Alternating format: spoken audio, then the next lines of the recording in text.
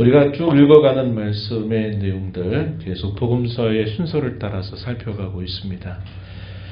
비유를 통해서 예수님께서는 천국 복음을 말씀하시고 또 그 비유의 뜻이 무엇인가를 묻는 제자들에게 예수님은 가르치십니다. 그리고 이렇게 오랜 시간 이 천국 복음을 전하고 가르치시고 나서 예수님은 제자들을 데리고 갈릴리 바다 맞은편 거라사 지방으로 가십니다. 그런 과정에서 제자들은 큰 광풍을 만나서 죽음의 위협을 겪게 되고 그것으로부터 구원하는 경험을 하게 됩니다.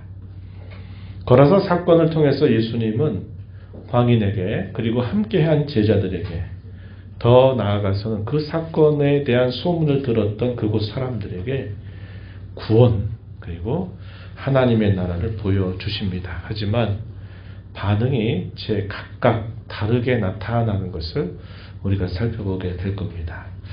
오늘도 이 말씀 속에서 또 성령께서 저와 여러분에게 주시는 그런 뜻을 발견하고 또 순종해서 나아가는 저와 여러분이 되기를 바랍니다. 오늘 우리가 읽은 본문의 이야기는 연속된 두 가지의 사건이 소개됩니다. 제가 조금 전 말씀드렸던 것처럼 4장 35절부터 마지막 절에서는 갈릴리 바다를 건너가는 중에 큰 풍랑을 만나게 되면서 배가 큰 위험을 당하게 됩니다. 파선의 위기까지 맞게 되는 일에 대한 사건, 이것이 기록이 되고요. 이어서 그 갈릴리 바다를 무사히 건너서 그들이 도착했던 장소가 데가볼리라고 하는 지역 가운데 가장 큰 도시였던 이 거라사라고 하는 곳으로 방문을 하게 됩니다. 그 거라사 그 지방에서 있었던 특별한 하나의 사건이 기록이 되고 있는데 아주 유명한 사건이 되어버렸죠.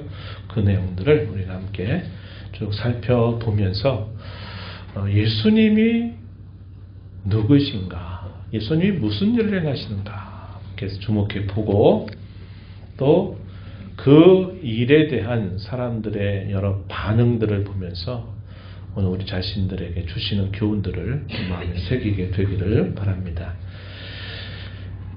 비유로 천국 복음을 전하시고 가르치신 날 예수님은 해가 저물 즈음에 제자들을 향해서 이렇게 말씀하셨어요. 우리가 저편으로 건너가자 이런 말씀을 하십니다. 해가 저물어 가니까 금방 이제 어둠이 깔리게 되는 상황이 되겠죠. 그래서 제자들은 예수님의 말씀을 따라서 배 한 두어 편 배에 그들이 타고서 예수님과 함께 이 갈릴리 바다를 건너가게 됩니다. 예수님이 있었던 곳은 가버나움 지역이에요. 우리가 잘 아는 예수님이 많이 마음을 두고 또 가르치시고 많은 일을 행하셨던 곳이죠. 이 가버나움은 갈릴리 바다를 중심으로서 위치를 잠깐 소개를 해드리면 갈릴리 바다가 위에서 요단강 줄기가 쭉 내려와서 갈릴리 바다가 쫙 이렇게 펼쳐지는데 이 갈릴리 바다 위쪽에 왼쪽 여러분 보시기에는 윗꼭지의 오른쪽 거기에 가버나움이라고 하는 지방이 있었습니다. 지금 예수님과 제자들은 이곳에 있어요. 거라사 지방은 어디냐? 이 갈릴리 바다 중에 가장 중앙에 가장 이 폭이 큰 지역, 이 지역이 무려 한 12km 정도가 되는 상당히 길죠. 우리 한강 정도는 비교가 안 될 만큼 갈릴리 호수인데 이게 12km가 될 만큼의 가장 긴 거리가 그 정도 될 만큼의 거리입니다. 상당히 커요. 그래서 그냥 갈릴리 바다라고도 우리가 말하곤 하는 거예요. 갈릴리 바다의 가장 먼 폭에 있을 때 이 오른쪽 가장 먼 곳 이곳이 바로 이 거라사라고 하는 지방이 있었어요. 이 거라사 지방을 중심으로 해서 이렇게 갈릴리 쭉 아래쪽으로 쭉 이렇게 데가볼리 지역이 해당이 돼요. 이 데가볼리라고 하는 말은 10개의 도시로 이루어진 지역이다 하는 뜻을 가지고 있어요. 그러니까 그 10개의 도시들이 다 이렇게 묶여서 데가볼리라고 부르는데 그 데가볼리 지역 중에서는 가장 갈릴리 바다에 인접해 있으면서 그리고 가장 넓은 지역을 차지하고 있는 도시가 바로 이 거라사라고 하는 지방이었다는 겁니다. 인종 분포를 조금 참고적으로 소개하면요, 이 지방에는 유대인들이 거주하지 않았다고 알려져요. 여기는 사마리아인들, 그러니까 혼혈족들입니다. 유대인들과 이방 나라와 섞여서 태어난 이 사마리아인들이 주로 거주했던 것이죠. 사마리아인들과 유대인들의 관계는 좋았을까요? 안 좋았을까요? 안 좋았어요. 서로가 안 좋아했습니다. 그래서 우리가 요한복음에 보게 되면 이 수가라고 하는 지방에 예수님이 우물가를 찾아가서 한 여인을 만나서 예수님과 여인과의 대화를 보게 되면 유대인인 당신 왜 우리와 상종하냐고 이렇게 말하는 걸 보면 당시 유대인들과의 사마리아인의 관계는 상당히 안 좋았습니다. 근데 이 데가볼리 지방은 주로 이런 사마리아인들이 주로 살고 있는 지역이죠. 유대인들에게는 별로 관심을 갖지 않는 지역이었어요.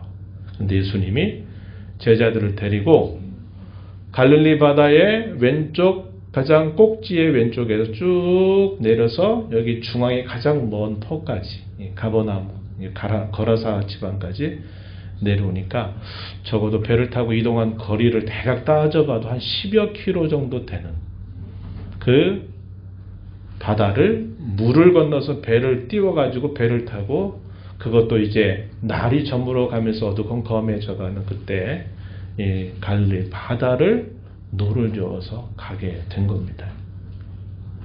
그런데 때마침 그 갈릴리 바다에 큰 바람이 일어나게 된 겁니다. 큰 바람이 일어나니까 그 잔잔했던 바다에 큰 이 파랑들이 막 일어나고 파고가 쳐가면서 결국 배에 물이 가득 차게 된 겁니다. 배에 물이 가득 차게 되면 어떻게 되죠? 배가 이제 쭉 침몰해 가겠죠. 그런 위급한 상황을 맞은 겁니다. 제자들 가운데 이 갈릴리 바다 출신의 어부들이 상당히 많았습니다. 그런데 그런 일을 만나게 되니까 온갖 할 수 있는 일들을 다 해보지만 그 거센 풍랑 큰 바람 앞에서 그들이 할 수 있는 일이 없었어요. 그런데 예수님은 얼마나 피곤하셨는지 쉴 겨를도 없이 계속 천국 복음을 전하고 계속 그 예수님의 가는 길들을 따라다니는 무리를 가운데 에워싸이시면서 예수님은 얼마나 피곤하셨는지 그 배의 끝자락 아래쪽에 여기 보면은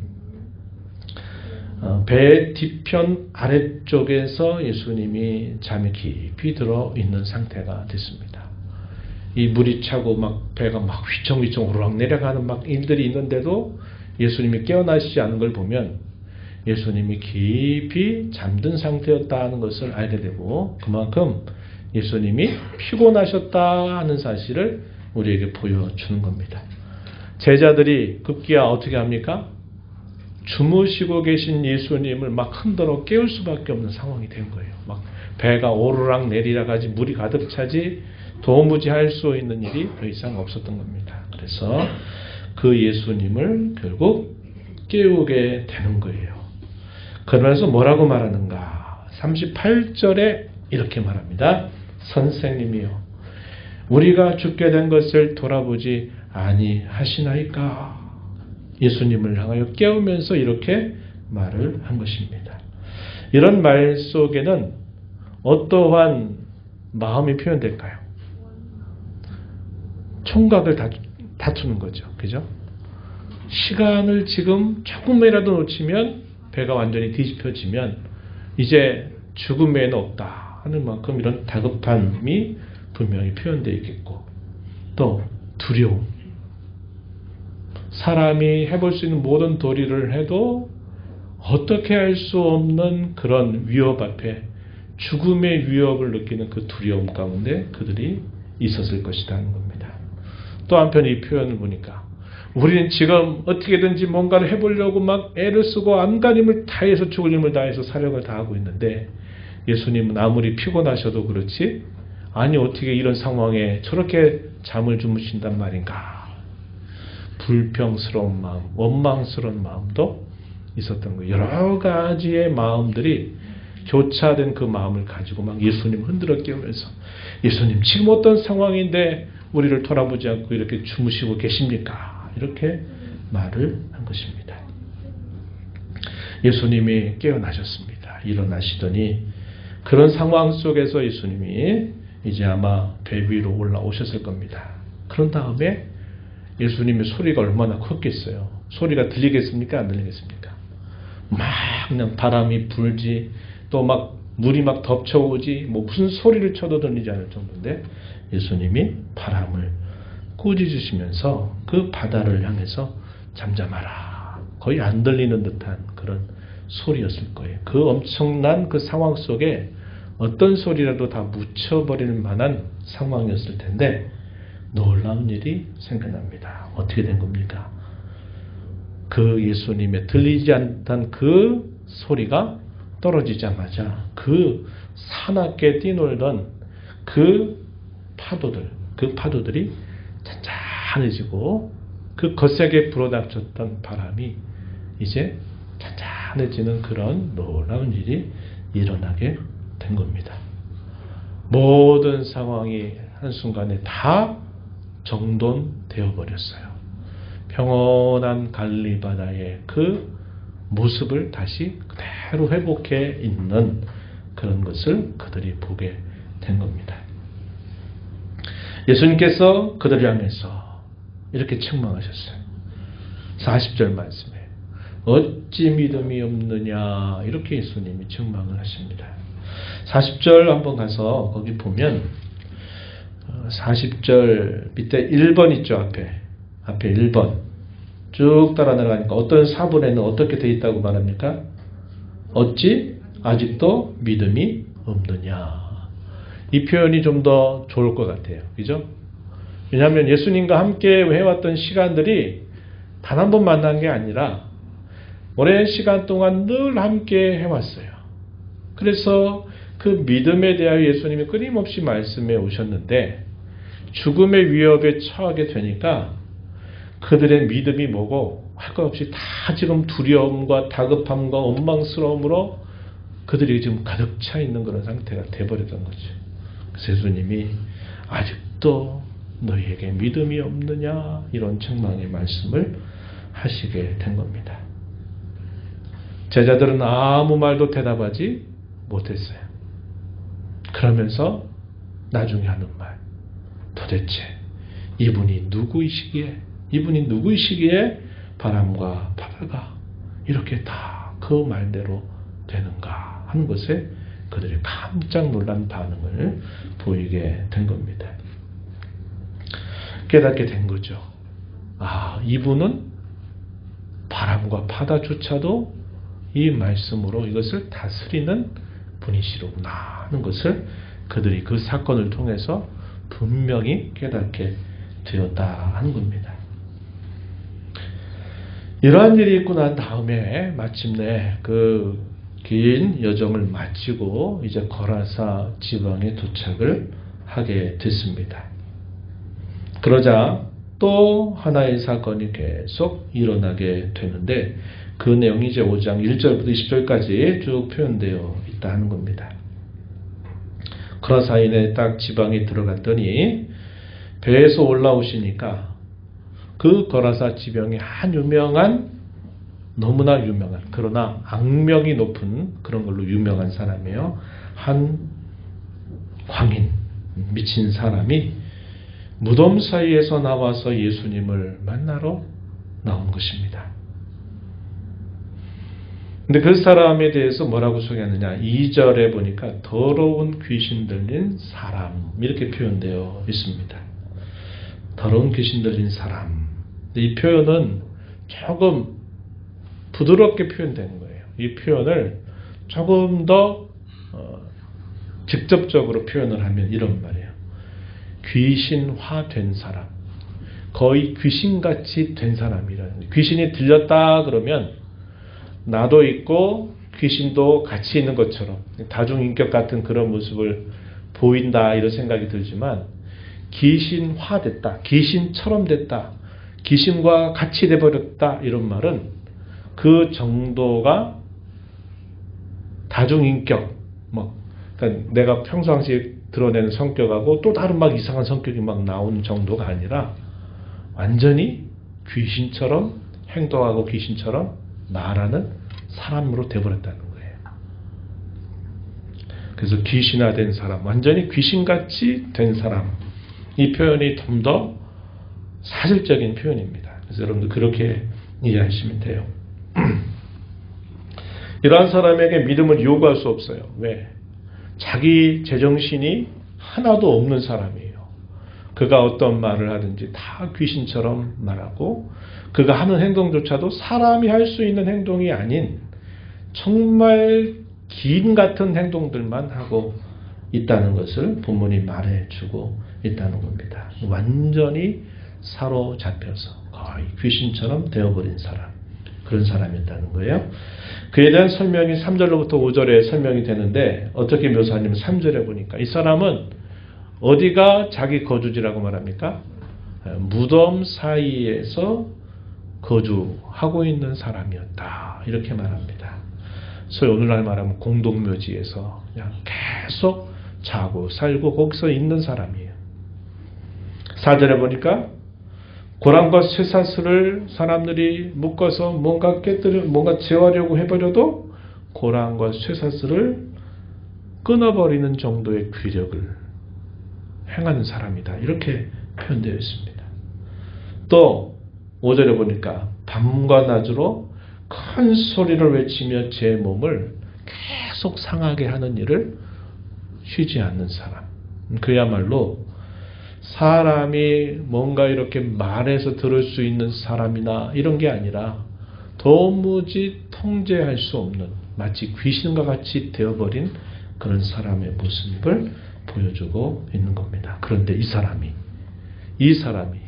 이 귀신과 같이 되어버린 사람이 예수님이 이 고라사 지방에 도착해서 배에서 올라오시자마자 예수님에게 찾아가서 예수님에게 절합니다. 절하면서 뭐라고 말하냐면 지극히 높으신 하나님의 아들 예수여, 나와 당신이 무슨 상관이 있나이까? 나를 괴롭게 하지 마소서 이렇게 말합니다. 7절 말씀에 소개되죠. 큰 소리로 부르짖어서 말하기를 지극히 높으신 하나님의 아들 예수여, 나와 당신이 무슨 상관이 있나이까? 원하건대 하나님 앞에 맹세하고 나를 괴롭히지 마옵소서. 이게 누구 말 같아요? 본래 그 사람의 정신으로 한 말 같아요? 아니면 귀신이 한 말 같아요? 거의 귀신이 한 말 같죠? 사람의 말이 아니라 귀신이 알아차린 거예요. 제자들은 저가 도대체 누구이시기에 바람과 바다도 저렇게 순종하지? 어떤 사건을 겪으면서 예수님에 대하여 하나씩 깨달아가는 과정이 있지만 이 고라사에 완전히 귀신같이 돼버린 사람은 알아차려요. 이 예수가 누구이신 줄을 바로 알아차리는 겁니다. 그리고서 제발 좀 떠나가라는, 오지 말라는 거예요. 이렇게 간청하는 그런 모습이 나타나고 있다는 겁니다. 그런데 예수님께서는 이미 들리는 소리가 아니었지만 이미 이 귀신을 향해서 명령을 이미 내리셨다고 말합니다. 8절을 한번 보세요. 이는 예수께서 이미 그에게 이르시기를 더러운 귀신아 그 사람에게서 나오라 하셨기 때문이다. 예수님의 명령대로 이루어져야 될 상황에 있을 때 제발 좀 괴롭히지 말고 떠나가달라고 이 귀신이 예수님 앞에 간청하는 모습을 보이고 있는 것이죠. 조금 전에 우리가 살펴봤지만 거센 풍랑의 바람과 파도 소리, 이런 소리에 그 엄청난 소리 앞에 예수님이 잠잠하라 하셨던 이 말씀이 뭐 얼마나 들리겠어요. 그 큰 상황에 비해서 예수님의 그 소리는 매우 작은 소리지만 어떤 일이 생겼어요? 그 작은 소리에도 그 거대한 풍랑들이 잔잔해지고 배가 올랐다 내려갔다 하는 이 일들도 갑자기 평안함을 찾게 하는 거죠. 그분의 말씀의 능력이 그와 같다는 겁니다. 귀신 화된 이 사람에게 예수님이 이미 아마 안 들리게 하셨을 것 같아요. 속으로 하셨는지 몰라요. 귀신아 나오라 하는 그 예수님의 명령을 사람의 귀에 안 들려도 이 마귀는 이미 그것을 알고 있는 겁니다. 그래서 제발 좀 나를 괴롭히지 말고 제발 좀 떠나가라고 이렇게 간청하는 모습을 보이는 거예요. 예수님이 몇 마디 말씀을 나누시죠. 뭐라고 합니까? 내 이름이 무엇이냐 물었더니 대답하기를 나는 군대입니다. 그래서 군대. 이 군대라고 하는 말은 당시 로마 군대의 병력 규모를 보여주는 표현이에요. 당시 로마 군대의 여단 정도의 규모이기 때문에 이 숫자가 상당히 많아요. 우리가 적어도 그 이후에 있었던 일들, 돼지떼 2,000마리의 이 귀신들이 거기로 들어가서 몰살당한 걸 보게 되면 얼마나 많은 숫자의 귀신들이 이 사람을 완전히 귀신처럼 만들었는가 하는 것을 우리가 알게 되는 겁니다. 그러면서 예수님과 대화가 계속 이어지는데 예수님이 뭐라고 말씀하냐면 먼저 이 귀신 같은 사람이 그렇게 말한 거예요. 지방에서 쫓아내지 마달라고 간청하더니 거기에 목자들이 치고 있었던 많은 돼지떼들 약 2,000마리 정도가 되는 이 돼지떼들을 향해서 우리를 돼지에게로 보내달라고 예수님께 간청하니까 예수님이 허락하셨어요. 허락하시니까 이 귀신들이 그 사람에게서 나가서 그 귀신이 그 돼지떼 안에 들어간 겁니다. 그래가지고 그 돼지떼 2,000마리가 그 귀신에 완전히 사로잡히게 되면서 그 갈릴리 바다로 계속 막 내려가는 거예요. 목자들이 통제를 해도 통제가 되지 않는 겁니다. 완전히 미친 그런 돼지처럼 되더니 이 돼지들이 갈릴리 바다로 확 다 뛰어들어서 몰살을 당하고 나는 그런 사건이 일어나게 된 겁니다. 한편 그 귀신화 됐던 그 사람은 어떻게 됐을까요? 이제 온전한 정신으로 회복이 되었다고 성경이 알려줍니다. 15절 말씀에 그 귀신 들렸던 자, 귀신처럼 되었던 자, 곧 군대 귀신 집혔던 자가 옷을 입고 정신이 온전하여 앉은 것을 보고 이렇게 표현되어 있습니다. 당시 이 사람은 유명할 수밖에 없는 사람이었어요. 거라사 지방뿐만 아니라 그 지방을 넘어서 대가볼리 그 넓은 그 지역에 이 사람의 존재는 분명히 알려져 있었던 거예요. 근데 이 사람이 통제하고 도무지 제어할 수 없는 사람이 온전한 정신을 차려서 옷을 입고 가만히 있는 걸 보니까 사람들이 깜짝 놀라고 또 한편으로는 두려운 마음을 갖게 되었다고 말해 주는 겁니다. 이러한 일들 과정에서 이 돼지떼를 치던 목자들이 어떻게 했냐면 통제를 해도 통제가 안 된 거예요. 그 돼지떼들이 계속 바다로 막 때려지어 들어가더니 거기에 빠져서 죽게 되니까 이 목자들이 너무나 두려워가지고 어떻게 했냐면 그 사실들을 자기가 살고 있는 마을 곳곳에 가서 이런 일이 생겼다고 막 이제 알렸겠죠. 이 사람들이 그 소문을 듣고서 이곳을 찾아온 겁니다. 그랬더니 그런 걸 본 거예요. 그 미친 사람이 말짱한 사람으로 이렇게 가만히 있는 걸 보니까 두려운 거예요. 그랬더니 이 사람들이 결국 어떻게 반응하냐면 예수님을 향해서 예수님, 이 지역을 좀 떠나달라고 부탁을 하는 겁니다. 떠나달라 이렇게 부탁을 하게 돼요. 참 이게 이제 안타까운 일이 되는 겁니다. 그 거의 죽음과 방불한 사람을 살고 귀신처럼 살았던 그 사람이 이제 정상적인 사람이 돼서 온전해진 것을 보고 놀라움을 갖게 되지만 그 놀라움이 오히려 두려움을 표현하게 되면서 그 예수님을 두려워한 나머지 좀 이곳 지방을 좀 떠나달라고 부탁을 하는 모습을 보이고 있다는 거죠. 어떤 반응이었으면 좋겠습니까?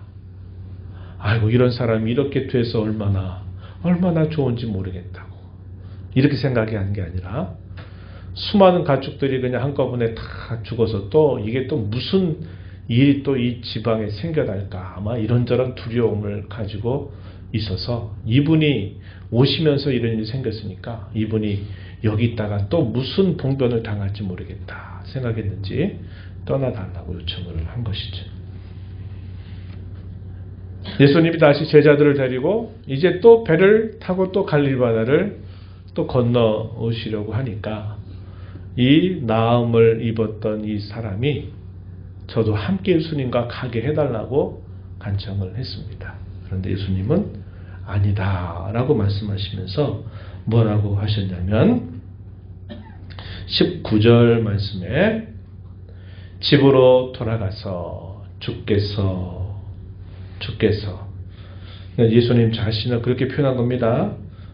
큰 일을 행하사 너를 불쌍히 여기신 것을 너의 가족에게 다 고해라 이렇게 말씀을 하십니다.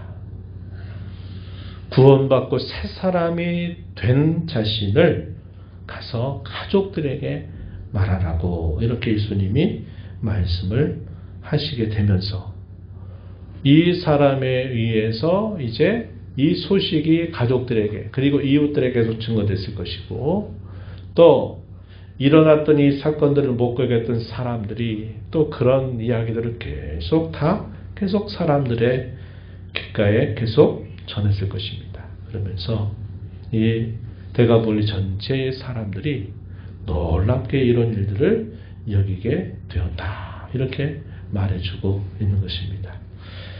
그리고서 예수님은 이제 다시 제자들을 데리고 다시 처음 그곳으로 또 배를 타고 건너가게 하시는 일을 행하신 거예요. 이제 우리 다음 시간에 살펴보기로 하고 우리가 이 말씀을 통해서 확인하게 되는 여러 가지 교훈들이 있는데 저는 여러분과 두 가지를 좀 나눠보고 싶어요. 첫 번째는 뭐냐면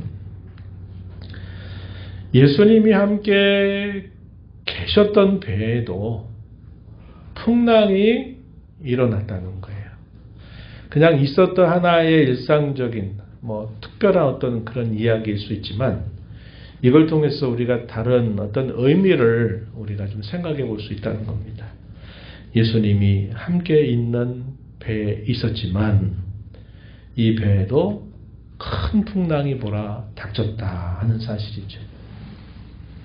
제자들의 생각은 뭐였을까요? 예수님이 우리와 함께 이 배에 타고 있는 한 어떠한 일도 우리에게는 일어나지 않는다. 이런 기대를 했을지 모르지만 예수님이 타고 있는 이 배에도 이런 죽음의 바로 위협 앞에 놓이게 하는 그런 풍랑을 맞게 되었다는 겁니다. 이걸 이렇게 정리해 볼 수 있겠죠. 우리가 예수님을 나의 구주로 믿고 살아가는 우리 인생의 여정 속에서도 내가 예수님을 믿으니까 내 삶에는 화가 되거나 저주가 되거나 어려움이나 이런 것들이 닥치지 않아야 된다라고 우리가 기대할지 모르지만 실상 우리가 우리의 삶을 살아보면 어떠합니까?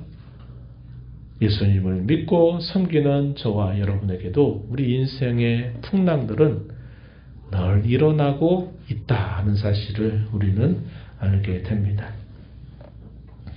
풍랑 가운데 제자들은 다급하고 두렵고 원망스러운 마음을 표현했어요.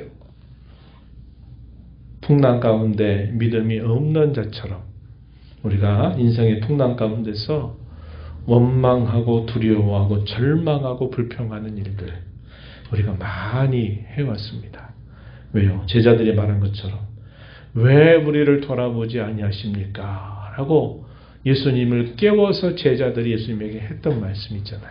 예수님 지금 생사를 지금 이렇게 왔다 갔다 하고 있는데 어떻게 예수님 주무시면서 이 상황을 돌아보지 않고 계십니까? 이렇게 다급하게 찾았던 제자들처럼 우리도 인생 가운데 여러 풍랑을 만날 때 이런 태도로 반응할 때가 많이 있을 수 있다 하는 것을 우리가 알게 되죠. 그래서 우리는 이 말씀을 통해서 우리 인생 가운데 풍랑을 만나게 될 때 원망하거나 두려워하거나 절망하고 불평하는 자세를 버리고 언제나 곁에 계신 주님을 찾아야 된다는 거예요. 멀리 계신 주님이 아니라 주님은 항상 우리 곁에 계세요. 그 계신 주님을 찾아야 된다 하는 겁니다.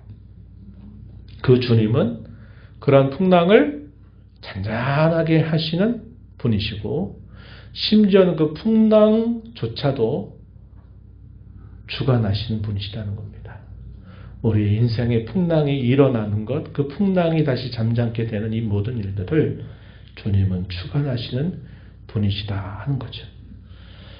우리가 얼마 전 시편 107편 말씀을 감사절 앞두고 함께 나눴던 말씀이 있죠. 여호와께서 인생에 베푸신 그 귀한 일로 인하여 여호와 하나님을 찬송해라. 그분이 선하시고 인자하시라는 사실들을 우리가 생각해 보면서 인생의 여러 상황들 가운데 한 이야기가 바로 오늘 비슷한 이야기입니다. 그죠? 배를 바다에 떼우고 그것으로 먹고 사는 사람들은 하나님의 일하심을 바다 가운데서 많이 본다. 그래서 풍랑이 일어서 배가 완전히 뒤집혀서 죽을 것 같을 때 그들이 하나님을 향하여 간절히 찾았더니 마침내 그 풍랑에서 벗어나서 소원의 항구, 그들이 목적이던 항구로 도착하게 해주신다 하는 그 이야기가 하나의 예로 등장하죠. 오늘 이야기가 그런 이야기입니다. 그래서 여러분 우리가 인생을 걸어가면서 풍랑을 만나게 될 때 주님은 언제나 함께 하시다 하는 사실들을 기억하고 그 풍랑을 주관하시는 주님을 더 가까이 찾는 그런 삶을 살아가자 하는 것이고, 두 번째는요, 어떠한 사건 속에서 무엇을 보느냐 하는 것이 중요한 것을 우리가 배우게 됩니다. 이전에 두 가지 사건을 우리가 함께 봤는데, 특별히 거라사의 한 미친 사람, 거의 귀신처럼 되어본 이 사람에 대해서 일어났던 여러 일들을 보면서 다 자기 시각에 따라 보는 그 관점들이 다른 거예요. 예수님은 왜 이렇게 하셨을까요? 풍랑을 예수님이 우리는 일으키셨다고 우리는 알아요. 왜? 예수님은 이 풍랑을 주관하신 분이니까. 그냥 아무 탈 없이 순조롭게 갈릴리 바다 한 10여 킬로를 그냥 잘 가면 얼마나 좋겠어요. 근데 예수님은 풍랑을 일으키신 거예요. 그걸 통해서 뭐 하시려고? 그들의 믿음을 더 단단하고 더 굳게 하시려고 하시는 목적을 가지고 그 풍랑을 주장하셨단 말이죠. 또 이방인들, 그러니까 유대인들이 봤을 때는 별로 친하지 않고 별로 앙숙같이 여기는 그 사마리아인들이 있는 그 거라사 지방에 죽음의 위협을 무릅쓰게 하시면서 그것도 밤에 그곳을 가서 뭐려고 하신 거예요? 거라사의 그 귀신 같은 사람 한 사람 만나시려고 그 제자들과 많은 사람들을 다 데리고 그 죽음의 그 위협을 통과해서 그곳을 가게 하셨단 말이에요. 우리가 봤을 때는 왜 예수님이 그렇게 하셨냐면, 이걸 상황적으로 봤을 때 누가 더 중요하냐? 제자들이 더 중요하냐?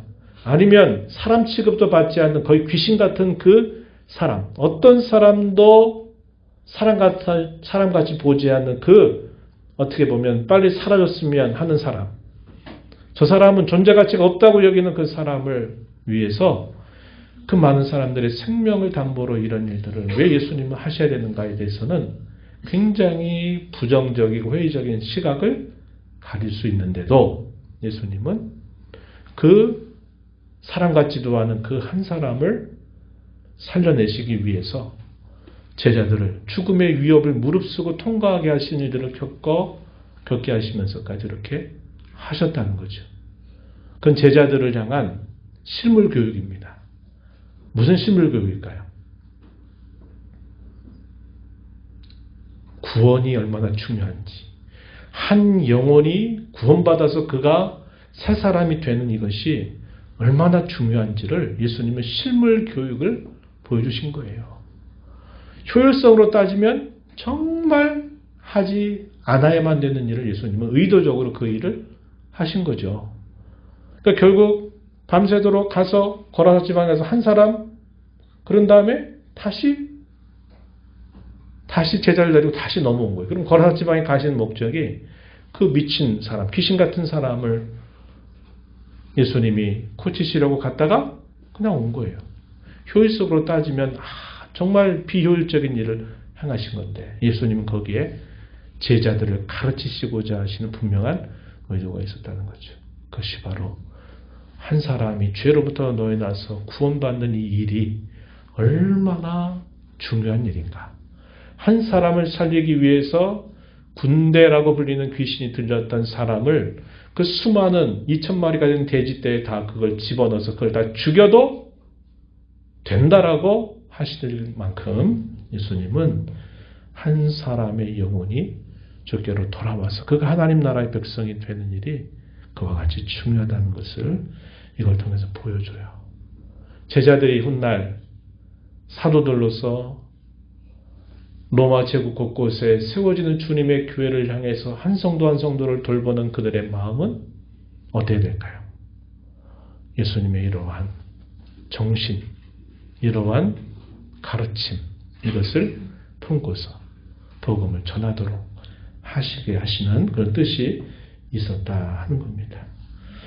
오늘 우리에게도 마찬가지예요. 교회가 존재하는 목적이 여러 가지겠지만 그 중에 중요한 하나는 죄 가운데 아직도 헤매 있는 정말 가치 없어 보이는 한 사람의 영혼을 주께로 다시 돌아와서 그가 영생을 갖게 하는 이 일은 교회가 존재하는 아주 중요한 목적 중에 하나임을 우리가 기억해야 합니다. 그래서 한 사람의 영혼을 품고 아직 믿지 않는 나의 가족 한 사람, 나의 자녀 한 사람 믿고 그 사람들을 주께로 인도하는 그 일에 우리가 간절하고 진실한 마음을 가지고 그들을 건져내는 일을 우리가 힘써가야 한다는 것을 배우게 되는 겁니다.